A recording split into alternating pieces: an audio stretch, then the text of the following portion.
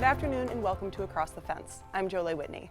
The play's the thing today, and for half a century, University of Vermont students have trod the boards of the Royall Tyler Theater. When it was built in 1902, this was the gymnasium for the university. It was renovated in 1973 to 74 to house UVM's burgeoning theater department. And this coming weekend, the stage will be set for a play critics have called deadly difficult, doggedly antithetical, and conceptually absurd. That play is Spirits to Enforce, a comedy about superheroes trying to raise money via a telethon to stage a Shakespeare play, The Tempest. Joining me to talk renovation, donation, and the audacious production are Kelley DiDio, the Executive Director of the School of Arts and Associate Dean, College of Arts and Science, and Rob Shimko, the head of UVM's Theater and Dance Program. Welcome to both of you. Thank you so much. You. And before we dive into details of the play and some of the renovation, first let's just talk about what the theater means to you personally. Kelley, why don't you start? Oh goodness, the theater is such an important part of the academic program in the School of the Arts, but also just as such an important way that we reach the community around Burlington and beyond, offering live theater. There's nothing like it.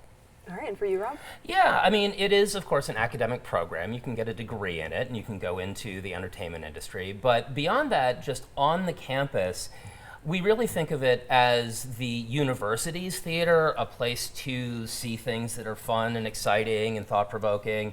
And also, a lot of the students that are involved both on stage and backstage are double majors or theater minors, or they take one class and they're involved that way. And we also, we have hundreds and hundreds and hundreds of people from the campus and the greater Burlington area who see the plays. And so we're also part of the sort of larger cultural scene here, yeah. And Kelley, it's been decades since we said in our intro that there's been any big work done on the theater, and so to some extent this is a bit overdue, but a lot of it is about preserving the character of it. Is that right? How did the renovation come about? So in the past few years, we've been really fortunate to do major renovations of several other arts buildings on campus.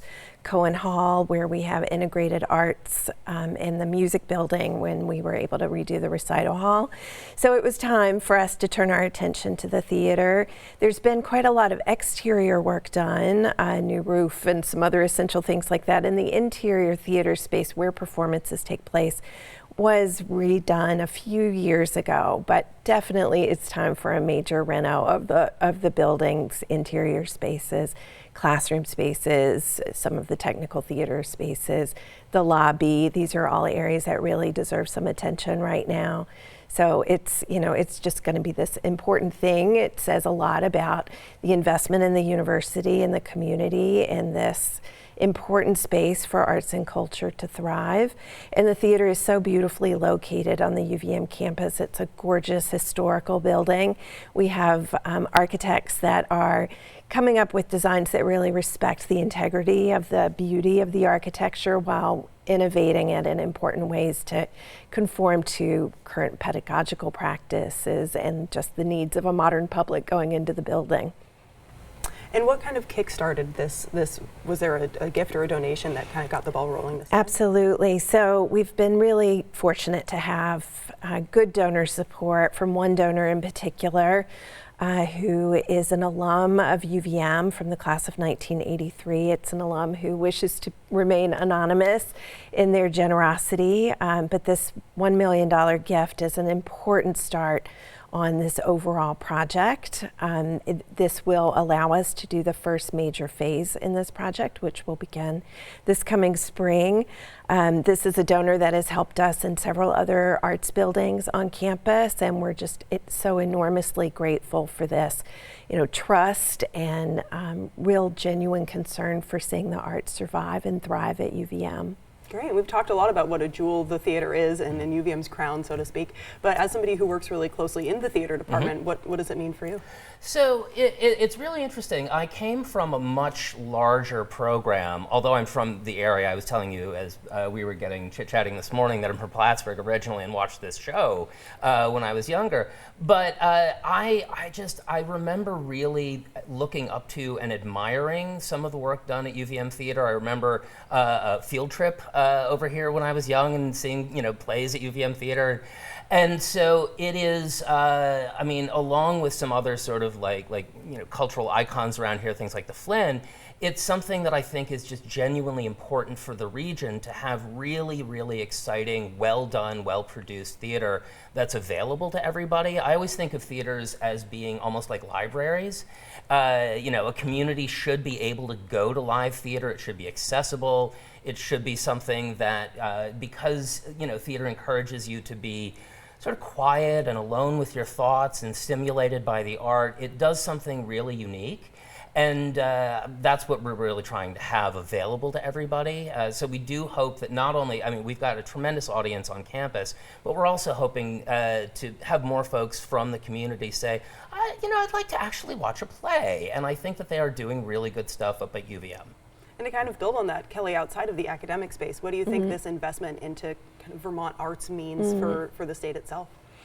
I think, we're so lucky in Vermont to have so much interest and support for the arts.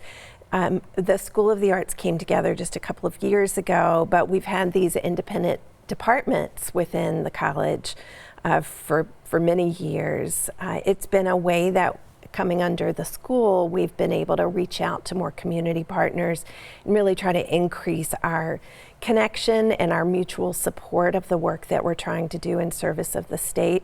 I think as the flagship university of our state, it's critical that we have open arts access both for our potential Vermonter students that want to come to UVM, but also for our communities across the state to be able to come and see really high quality theater is such an important part of the arts and culture, and just to see our communities thrive in the state. Absolutely, and speaking of things that people can see very soon, let's talk a little bit about the Spirits of the Enforce, is it Enforce? Spirits to Enforce, Spirits to Which Enforce, is a line, it's a quote from Shakespeare's Tempest. And the story actually includes the Tempest, as we said a little bit in our intro, and people can look forward to seeing it on October 2nd through October 6th. And it kind of seems like putting on a play seems almost like a wink and a nod to the upcoming renovation. Was that kind of a coincidence, or was it intentional? Yeah. One of the things that's really remarkable about this play is that it is, among other things, about raising money to put on a play. So it's a bear with me because it's quite a concept. So you've got Shakespeare's Tempest as sort of the anchor of all of this, and the play really is a response. It's not really an adaptation, but it is a love letter to Shakespeare's Tempest, which was written late in his career and is sort of Shakespeare reflecting on the nature of theater, on the nature of playwriting. And so this wonderful Chicago-based playwright, Mikkel Marr, who's just one of the funniest, most creative playwrights living and working right now. So this is a new living, it's a new play. It's a contemporary play. And so you've got these 12 oddball superheroes with names like the Pleaser and the Snow Heavy Branch, and so it's not the Marvel Universe superheroes.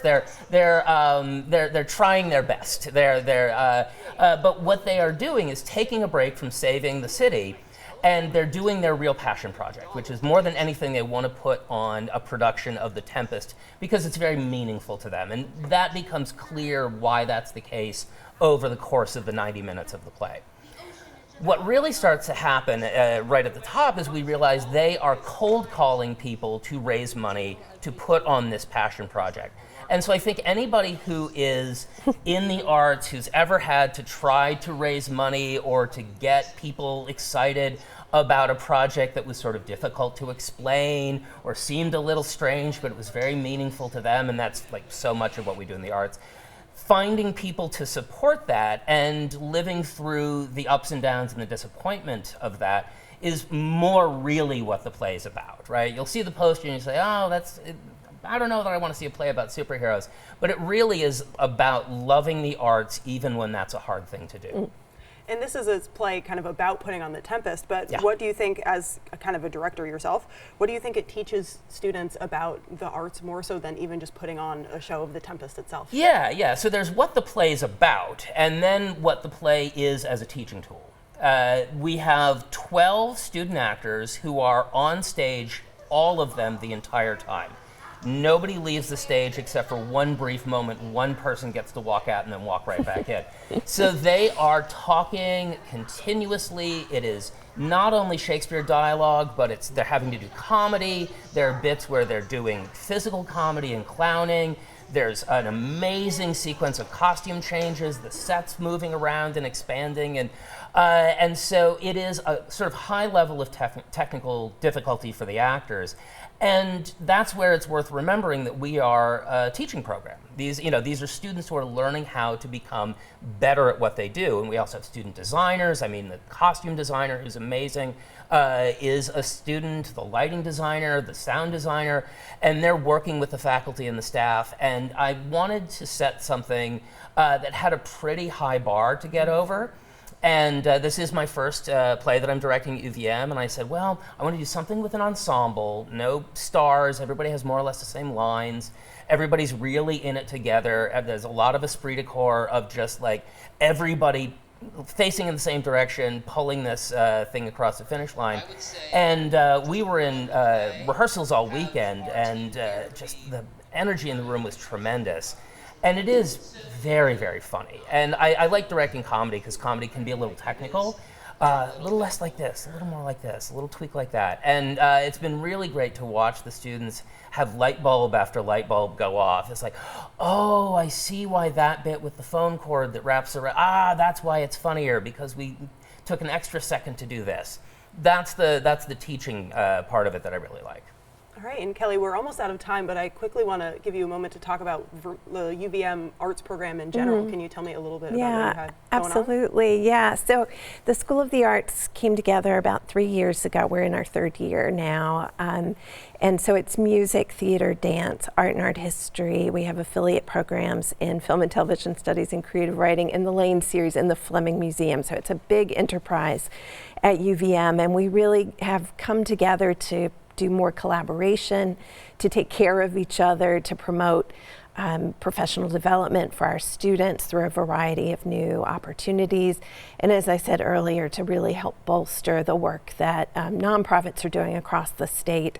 And this has just been a great opportunity. I'm so grateful to have Rob as our new head of theater and dance, and just part of a great team of School of the Arts leadership to make exciting things like the renovation of Royall Tyler happen. Sure, and if you want to see some of their hard work, Spirits to Enforce starts today, October 2nd, and runs through Sunday, October 6th. And you can scan the QR code on your screen for more details, or you can visit uvm.edu/cas/theater and dance for more details. That takes care of our program for today. My thanks to the superheroes behind the scenes here at WCAX who make our program soar. I'm Jolie Whitney. Have a good one.